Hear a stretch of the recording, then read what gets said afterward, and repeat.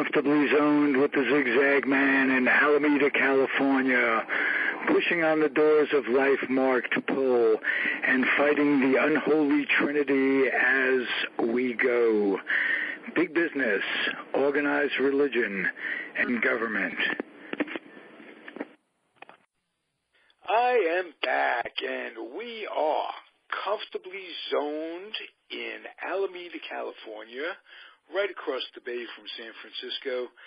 I'm Ralph Tyko of the Comfortably Zoned Radio Network, and I'm lucky enough to talk to some of the most interesting people on the planet on a daily basis. And no exception is my buddy from Berkeley, originally Pittsburgh, Pennsylvania, and an esteemed, well, I'll let him tell you. Howie Gordon, what are you most remembered for in your life, sir? Well, in a mask, if you're dealing with numbers, volume, I'm known as the ghost of Richard Pacheco. I was a porn star and the Playgirl Man of the Year. Howie Gordon was the Playgirl Man of the Year, and as an X-rated film actor, my name was Richard Pacheco, among others. How did that come to be? We might have talked about it a little bit, but where did the name originate? Well, the name itself. Not Howie or how did I get into the business of being a porn star? Which is your question there? Right. And did someone name you, or did you name yourself? Well, I named myself to start. My first movie, I took the name McKinley Howard. McKinley is a street I lived on, and Howard is my first name. So I was McKinley Howard. And that was my first movie called The Candy Stripers. And then I was in SAG. And you're not allowed to make movies for non-union companies when you're in SAG. So all the SAG actors, when they do that, don't tell anybody and use a different name. Because a job is a job, and the acting business is cutthroat. So I was McKinley Howard, and then I was Mark Howard, and then I was in a movie after I became the Playgirl Man of the Year. The Playgirl people said, we don't want any porn stars in Playgirl, so don't give us a porn name. Use your real name in Playgirl, and I did. And then I'd have to tell the producers, that wonderful bastion of humanity in the porn world, not to use my real name because Playgirl didn't want me there. And I made they said, yeah, we have no problem. So the very first movie I made is called Pizza Girls. Co-starring, they called me Howie Green or something. They didn't say Gordon. They said Howie Green, Playgirl Man of the Year. Or Mr. November. It was before I won Man of the Year. And then the next movie was Candy Goes to Hollywood, and they used Howie Gordon in that. They just ignored me completely. And I got apoplectic. I remember going down to Hollywood. I saw the poster with the one sheet of Howie Gordon on it. Well, I got family I didn't want to know about this, and I didn't want to mess up my Playgirl thing, and I didn't, I felt violated. I felt, and who do you sue? You don't want to sue the Bonanno family or the Gambinos. You're not exactly sure how to go about protesting. Suit, but lose in the long run. Yeah. So I go down there to protest, and they go, "Oh, we thought we were doing you a favor. We thought we were giving you more publicity." Yeah, fuck you. Anything for a nickel, and they don't give a shit. Okay, well, you were in SAG first. Yeah. How did you get into acting, not knowing you were going to get into the porn part? You got into. Well, I've always done a lot of acting in high school, in plays, in the social community, and I had talent as an actor. It was odd because when I was little, I was the fat kid, so I always had the Stubby K role or the Andy Devine role, Jingles in Wild Bill Hickok. I was the fat, funny sidekick, and then at the age of 17, I lost 50 pounds, 50 fucking pounds. And I went from being the sidekick to the leading man. Boy, was that fun. I went from being the slowest guy in the team to fast. And what I also brought to the party was from being the fat kid, I was always playing the line in football. I was used to hitting the big guys. So now I got skinny, but I still could hit. So I really was wiry, in other words. I had a wonderful just transition to being an athlete that I had just totally unexpected. I'm talking about 17 years. You grow up, you're Quasimodo, and all of a sudden you're Robert Redford. What? You don't really believe it. You never take it seriously because you've been this other thing and then during all your formative years. But that's what happened in my life. So one day I'm in Berkeley. It does have to give you some appreciation for the fact that you're the same on the inside. Oh, yeah. Oh, yeah. You really can't judge a book by its cover. Well, you have some adjusting to do because you really, at some level, empathy is part of your program. There, you've suffered all this pain. What do you want to do about it? You want revenge now? Because you can certainly do that. Or do you want to just be really grateful you get to have this when you had that? Some of each happens. You just adjust and you figure out who you're going to be. And I certainly worked hard to maintain that body. I mean, I began a life where I was in the gym every day and doing those 100 sit-ups every day. I did 100 every day and 33 more for Larry Bird. That was my routine on sit-ups because he never left the gym. I mean, you just worked at it. Anyway, I'm in Berkeley. The revolution hits, and I'm in a softball game on a sunny afternoon. There's a jug of wine on first base. There's a joint on second base. If you hit it over the fence, you're out. It's boys and girls, and the object is anything but competition. We were very against competing in those days. So I remember putting some dog. I was a catcher when I was a fat kid, and I stayed a catcher after I lost weight because that actually made me better. I put some dog shit on home plate to discourage the other team from scoring. And the pitcher calls me out to the mound, and he said to me, you ought to be in the Magic Theater. And I said, well, okay, that sounded like fun. I was looking for a way to make my living in California. And what I didn't realize is that he was the gayest man in the world and was very interested in getting in my backside. But I discovered that in time. And this also was a time when, I don't know the path you've been on, but in Berkeley in 1971, bisexuality became like the in thing. And I had, I always was fascinated with the idea from Oedipus in the Greek, in the Theban plays, I think they were called, where Oedipus was born a woman, and then he became a man. The gods made him a man, but they blinded him because he knew too much. And that idea really appealed to me. So I had some experiences as a homosexual. What a pain in the ass is what that amounted to in the long run. But I had my experiments. Anyway, that got me into the theater, and that. So you were called a philosopher. Yeah. If you were an experimenter, you were a philosopher, and. Well, I never fell in love with a man. It was more like learning how to drive a stick shift, where it was a physical thing. But I'll tell you the thing I took out of that was after you've been so done to, somebody going in your bottom, you never touch a woman the same way again, ever, because all of a sudden you get to know what it's like to be plowed. And I remember that was happening to me one time, and I turned around and said to the guy, hey, there's somebody in here, take it easy. Man, what are you going to do with them?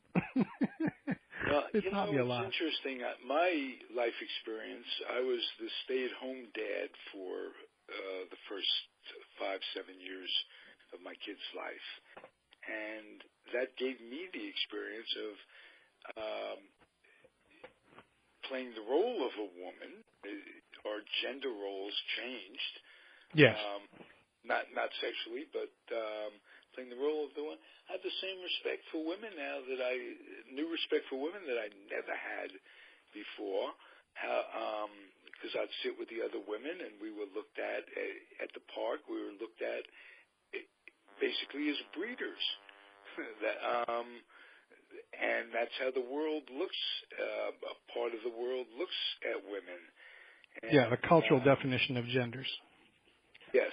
I had that a lot too when the kids came as well. I was the stay-at-home guy, and my wife had the primary job. And plus, I would when I worked in the porn business as an actor, I would make maybe 10, 12 movies a year if you were lucky in those days to get that many jobs. And that meant what I spent my time going to the gym and then eventually taking care of kids when they came. Right. And I'll bet, like me, you think that that's one of the most satisfying gigs you ever had. Oh, what a gift. What a gift. I mean, how many guys get to know that? Once you get past the ego shredding, which I'm sure you experience as well, because the coach tells you you're the provider and you're supposed to and you're supposed to and you're supposed to, and you have to, fight through that and go, okay. It depends on your union with your wife about the kind of agreements you guys make. Yeah, we Say made again, the please? agreement, and it didn't bother me, but yet my mother, for instance, really didn't like the exchange. I was becoming her stay-at-home guy, smoking different brands of stuff, but basically I was enjoying life, and I think that her experience of motherhood was, 2 kids, and it was just being a constant referee, and it wasn't fun for her. I made it fun for me, and there was a certain amount of jealousy there, but she never picked up on the fact that it was okay for a man not to be the provider. But well, that's a big change in generational values that we experienced there. That some of us experienced. Yes. Some men stayed in the traditional provider roles. In fact, I just had a very good friend of mine landed at our front door yesterday. His wife was breaking up with him after 13 years of marriage and 2 kids and teenagers, and it was just a mess. But he had always had the role of provider, and that had been enough. And now the wife wanted to not be in that traditional role. It's essentially I think of it as a kind of 50s definition of relationship where that was the accepted norm. In the revolution of the 60s, that doesn't have to be. None of us have to be trapped in any of that stuff. You can work it out to be what you need to be as a couple, and then what you need to be, first of all, what you need to be yourself, and then you work it out with your couple, and if your coupleness will support it. That was, you said, how did I get into the business? It was a conversation with my wife. I was married the whole time, which really put me in a field of one. There weren't many other married people acting in the porn business, unless they were both in the business. And those didn't work very well either. But in any case, we used to describe our relationship as a union. And a union had benefits for its members. And the members had to raise their hand and say what they wanted to do. And then the union, if it could support it, would help each of us get what we wanted. And what I wanted at one point was to be with a bad girl. The stereotype of whips and chains and cocaine and oils and the bad girls. Sex had always been about love and this and that. I wanted some lust that was about all the fantasy stuff. And you must have had a very understanding woman who could open up to literally an open relationship. Yeah, we were in that. And she was having as many lovers as I was in those days. That was the other norm that we were in. It's ironic that when we would try to work through some of that stuff, the jealousy really, all that stuff is really good in theory. But then when the bleeding starts, it's another story entirely. But while I was messing around with men, none of that bothered her at all. She found that tremendously amusing. But when I'd be with another woman, then we'd be doing that. And when she was with another man, that certainly woke me up. But I viewed it as the price I had to pay to be able to have the other women I wanted. So I didn't do well with it. And over time, we're still together. We just had our 100th anniversary or something. But over time, that certainly changed. And today we're living at age we're both in our early 70s. We're now monogamous. But in some ways, that's just we're tired too. You just wear out on certain things. It just evolved to monogamy, and that I've agreed to that finally after all this time. Very interesting. I'm in a monogamous relationship, 3 years of being with my tally, monogamous. In the 70s, I lived what they called a double dyad, where 2 couples lived together and had the benefit of, the expenses, just all of those things. And as you say, it's when it's going good, it's going good. When it's going bad, everything is multiplied by 4, and then 8, and then 16, and yeah. So, but they'll never accuse us of not living an interesting life. That's the truth. That's the truth. And when you think about it, that's all you could hope for. It's not going to be happy all the time. It's not going to be bad all the time. It's not going to, that kind of thing. But if it's always interesting, you have something to think about, and you have memories to go back upon, and your mind never stops working, then is what it is. But it's a pretty good way to do it if you can keep your mind fresh. Yeah, I vote for that. Yeah. You learn a lot about yourself and about how the whole thing works. Absolutely. Steve Gaskin, you know that name, Steve Gaskin? No, I know the name Robert Rimmer, though. Yeah, I know him personally. He was a friend. Do you? He passed away. Yes, he did. Not long. Tell me about him, because I grew He wrote The Harrod Experiment, which is a book about an experimental college. Yale Barrett. The Harrod Experiment was terrific, and it just set the tone for my life. I was about 15, 16, and I realized that there are people out there in, quote, alternative relationships. Yeah. And I knew from just observing, most traditional relationships weren't working. So anybody that could create an alternative lifestyle appealed to me, and he was a big influence on my life. Tell me about how you knew him and what he was about. Well, I went to Antioch College, which in the 60s was an extremely radical institution. And when I was a student there, we had co-ed dorms that were modeled after the Harrod Experiment. So we didn't have co-ed rooms. We weren't assigned male and female roommates, which is what the Harrod Experiment was. But that was fiction. But we did have every other room was men and women, and so we were sharing bathrooms and showers and having to deal with the dynamics of that. So that was just exciting there. I mean, he certainly got my attention. I read the book there, and then when I got into the X-rated world. My idea was I was going to make one movie, write an article, and then try to get it published. And an adventure into every man's fantasy was my title. And I sent him a copy. And he was writing about doing reviews. He was doing X-rated reviews. He had done a book about the best X-rated movies of the year. And then he would do a little piece on each movie and the commentary about the performers and who he liked and who he didn't. And we got to talking, and I always would take my camera to the set, and I'd shoot a lot of pictures backstage. So I had a lot of pictures of everybody, and he needed some pictures, so I gave him some pictures, and that was like established things. And right before he wanted to get into Prometheus Books, he was connected to. I think he was the owner of it. And he wanted to do a biography about a porn star, publish one. He didn't want to write it.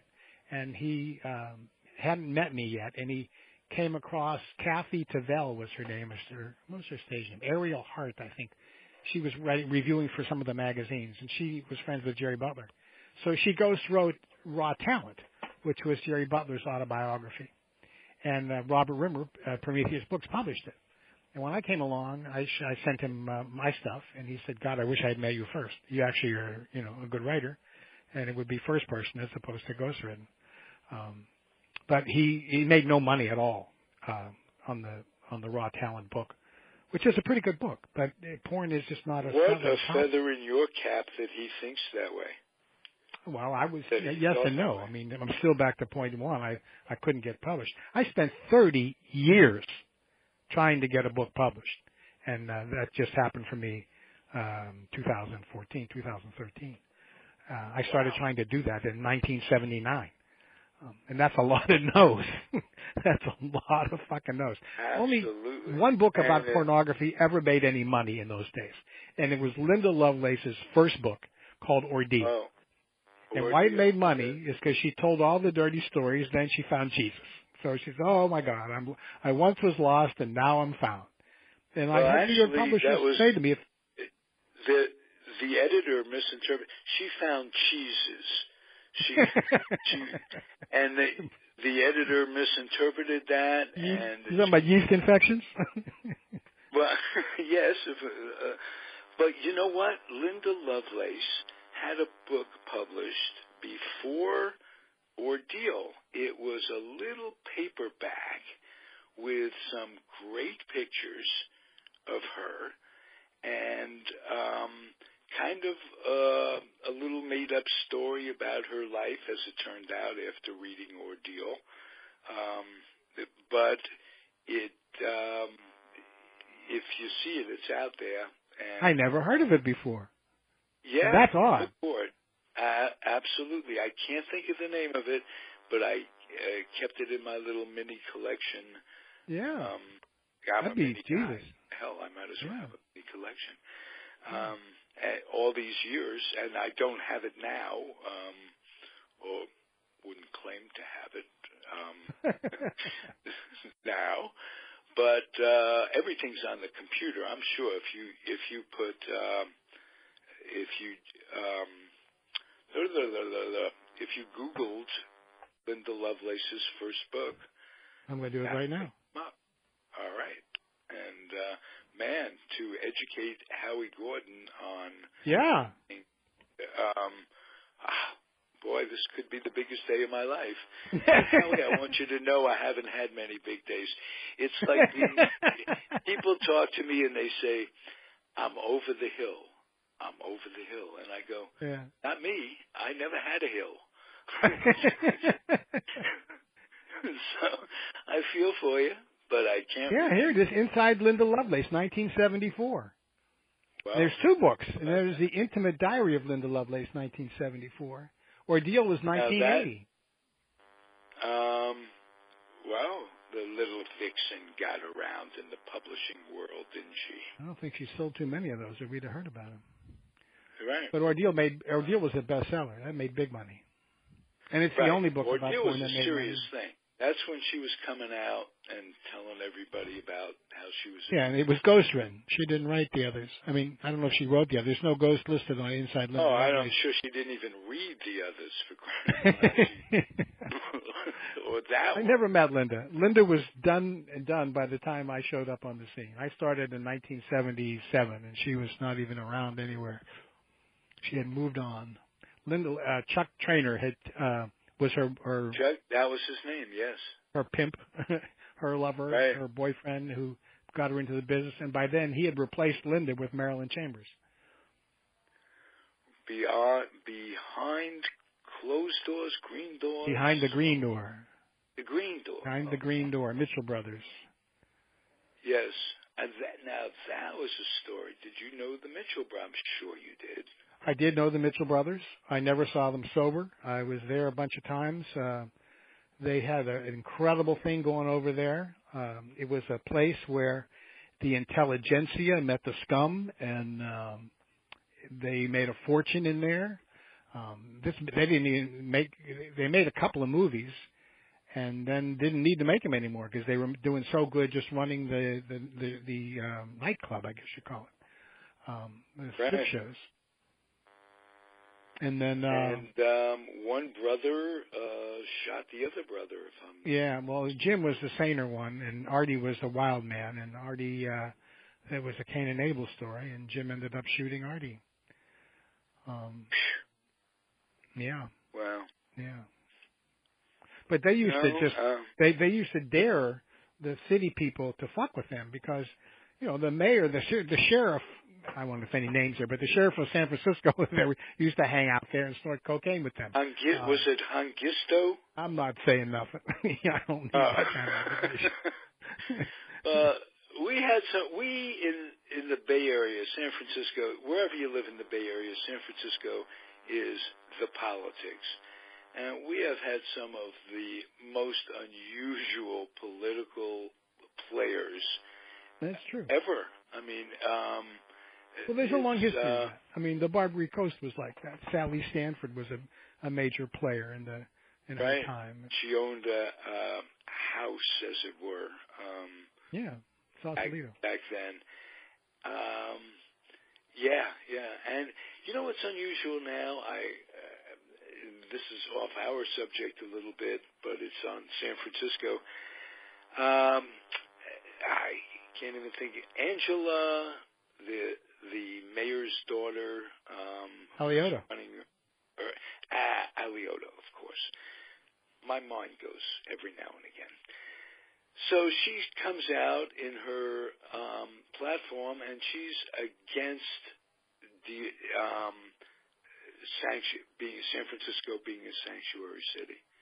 Mm-hmm. I was so shocked by that, given that her dad, obviously an Italian immigrant or an Italian immigrant's son, I can't imagine being against giving sanctuary to people who need it. And well, you know, there used to be this stereotype in the Old West where women were imported from the East to be hookers, and they came to be wives, and they would fuck the men, and then they'd marry, and they became the town's reputable women. And their expression was, "Hell hath no fury like a reformed hooker." Okay. So the generation of immigrants that are now have power and footing in America, their shit don't stink anymore, and they have no desire to remember who their parents were or grandparents, and they pretend like they're above all that, and they think that they don't see themselves as immigrants. This is the Indian people, the native-borns would see they came everybody. over on the old the Mayflower, but it was in 1985. No, they didn't even do that. I'm talking about the generations later, the Irish. No, in their heads, they think they can't. They talk as if they can't. Yeah, as if they were the DAR types that are living in Salem and Boston. Right. They did come over on the Mayflower. Those folks. Is as if that should give them some sort of self-worth. I mean, like that. The way people think, it's a crazy world. Hey, I think of that as our topic. You and I have no limits here. No, we just talk what we talk. That's kind of nice. I enjoy doing that. When I started talking to you today, I said, "How you doing, Howie?" You said, "I'm on the DL," and you told me what was going on. It doesn't appear to be something life-threatening, but it is a big pain in the ass. Of another kind. No pun. That was not a throwback, a callback. It could be, but it wasn't. It is, if nothing else, painful for you. I'm sorry for that, but incredibly in keeping with my motif, interesting. What's going on with you, Howie? I have a pinched nerve in my lower back, which the symptoms are like if I can't stand up for very long. I start to feel a throbbing in my top of my buttock between my back and my tush, and I have to go down. If I'm walking, I can go about a block and a half, and then I can't walk anymore. And what a revelation that was. I had the feeling that if the lion was chasing me, I would be dinner, because I can't. That was a first, except for a time I was broke a leg and in a bent leg cast. So that really got my attention, and I started doing physical therapy to treat this, which is what the doctor recommended, and it started working like right away, which was good. But then I came down with almost simultaneously, a couple of days after the treatment started, I came down with an episode of labyrinthitis, which is a form of vertigo. It comes with really bad nausea and a sense of helicopters in your head where you can't find center. You feel like you're falling. You can be laying on the floor and you feel like you're going to fall down. It's like a very bad drunk kind of thing. And that I've had episodes with for about 10 years now. It comes and it goes. And that there's also a series of exercises. It's the treatment for that. And I couldn't do the exercises for the physical therapy when I was having the dizziness from the labyrinthitis. So I triaged and worked on that and did as much of the back stuff as I could and was making good progress for a couple of weeks. And then I got cocky thinking I was all the way better and started just being more normal, doing yard work. And I got on my bike and went shopping one day and bought a lot of heavy groceries. Not a lot. It's a whole backpack full, about 35 pounds worth of weight on my backpack, and then drove on my bike home. And that was like all of a sudden it took me back to square one again. So now I'm 2 days past that, and I know what to do, and I'm doing it, and I just feel like, oh fuck, here we go again. All right. But shit, I'm 7 years old. This is the start of all this stuff. Oh, I know. I'm in my preanal leakage days at this point. Very good. I feel pretty good about that. But the future is the unknown. Oh, you gotta laugh. These will be the good old days, Howie. Think about it. Oh, Jesus. Yes. My father, I tell you a father's story helps. here. My dad would always, when he lived to be 93, and about the last 10 years of his life, I would get called back to Pittsburgh every so often. My brother, the doctor in Pittsburgh, would say, come on back, Dad's in a bad way, he might not make it. So I'd come home, and my dad would tell me two things there. There'd be two speeches I'd get. One was, he'd say, if and when I go, and then he'd proceed to tell me about $5 he had hidden in the sport coat in the closet or something I should remember. And so one time I finally said to him, what do you mean if? Because I'm going, and if you're not going to go, let me know so I'll tell my son, because I want to make sure somebody's going to take care of you after I go. That was one. And then the second one was he would tell me, I don't want to be a vegetable in a wheelchair. I don't want to be a vegetable in a wheelchair. You understand me? And I'd say, yeah, I understand you. Okay. And then, one time, two times, three times. When he was in his early 90s, he got bad spinal stenosis, which is a lot like what this pinched nerve is like. And he was bent over, and he couldn't stand up anymore, and he couldn't walk, and he was in constant pain. And my brother researched it, and there's a surgery for it, but nobody who has ever had the surgery has gotten any better. Some people have died on the table from it. And my brother was counseling my dad. It's a serious waste of time and money and getting your hopes up. It's not going to do any good. And my dad finally got to the place where he said to my brother, I don't care if I die. I can't live like this. I want to have the surgery. And he went ahead and had the surgery. There was a famous doctor in Pittsburgh named Cyril Wecht. He's famous because he was one of the first physicians to get a law degree. And I'm talking about the 50s now. So he became like there was a whole new wave of medicine happening in the legal system, and he was at the center of that. And his son is the guy that invented this new procedure for spinal stenosis. And my dad had it, and God damn it if it didn't work. Anyway, he's going in for that procedure before we find that out.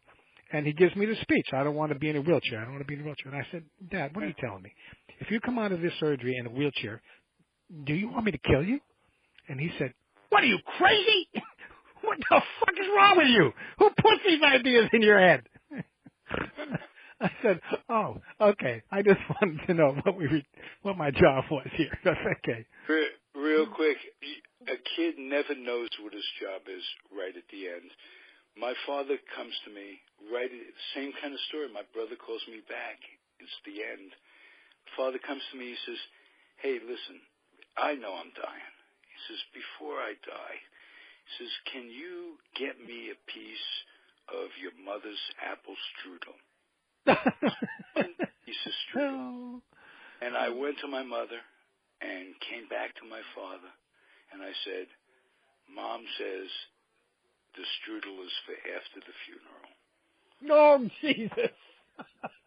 Oh, God. Oh. All right, Howie. We'll talk next week, and You'll be. You just kicked the longest field goal in history. That was fantastic. The life of the Tikachinskis. It hasn't been easy for us. See you next week, Howie. Okay, bye-bye. Be good, everybody. Thank you for listening. This is fun for me. Adios.